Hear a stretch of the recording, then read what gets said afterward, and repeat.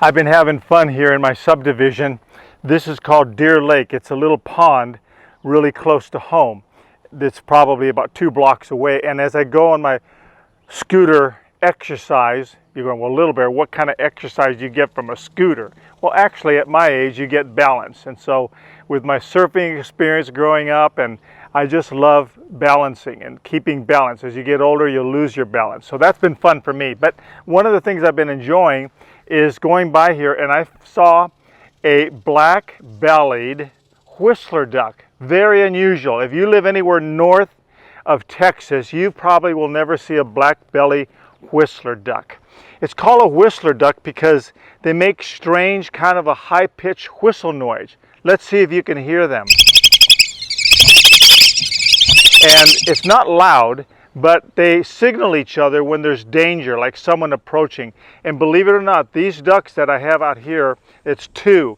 Initially, when I first came up here, I was so intrigued because there was a papa or the mama. I'm not sure which species because they look identical. The papa or the mama was at front and back, and right in the middle were these little ducklings being protected by the papa and the mama duck. And I thought, boy, that is so appropriate of how God had created nature.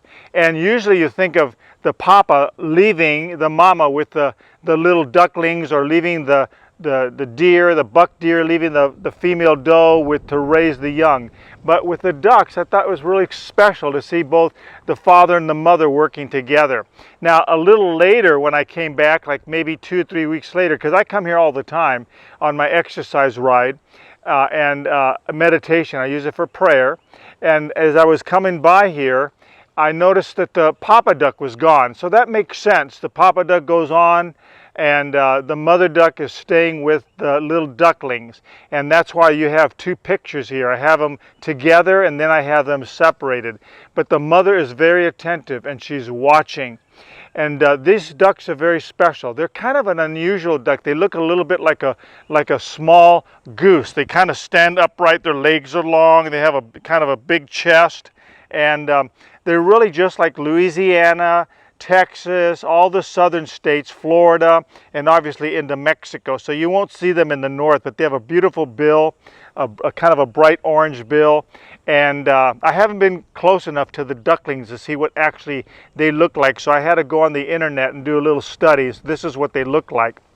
I'll show you a picture of them. Now, one thing the Lord began to show me in a kind of a neat devotion is the concept of that they went before and they went behind, the papa duck and the mama duck.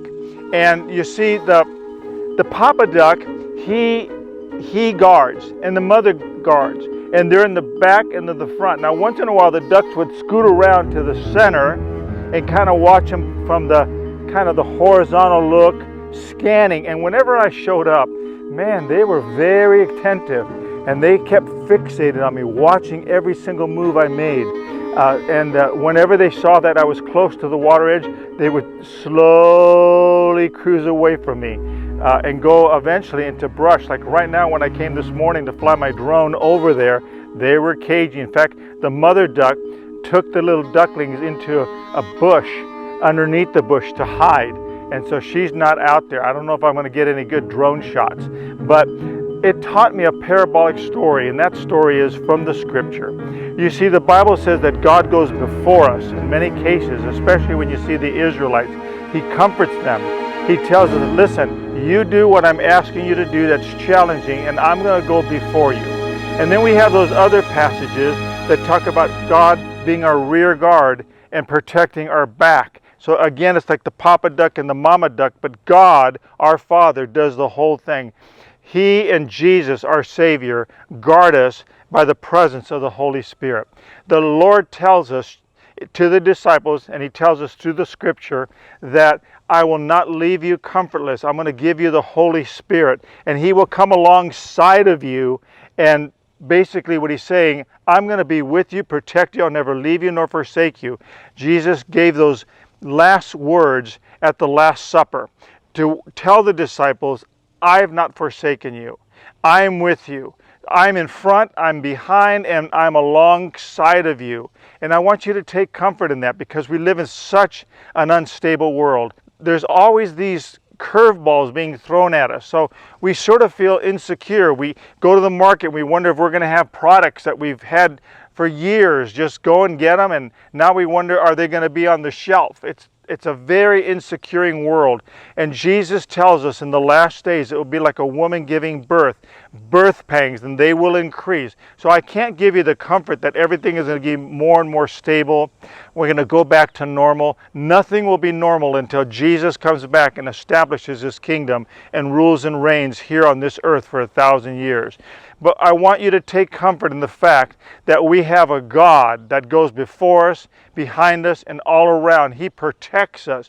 And so we don't have to be drawn into this unstable world and lose our faith, lose our confidence, and lose our joy. We can still have the joy of the Lord because that's our strength. And the Lord himself is ruling and reigning. It's not over. He's establishing these things. He knows what's happening. Providentially, he allows things that doesn't make sense. Talk about Daniel being led into captivity. That wasn't a wonderful time in his life. It was trying, but look what God did to Daniel and the revelation that he gave to him. Look what God did to Joseph and the interpretations of the dreams. Anytime you see something that's a calamity, that's insecuring, God is still in control and uses it for his glory.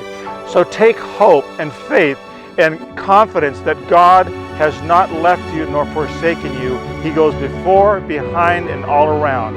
I leave you with this word to pause and ponder.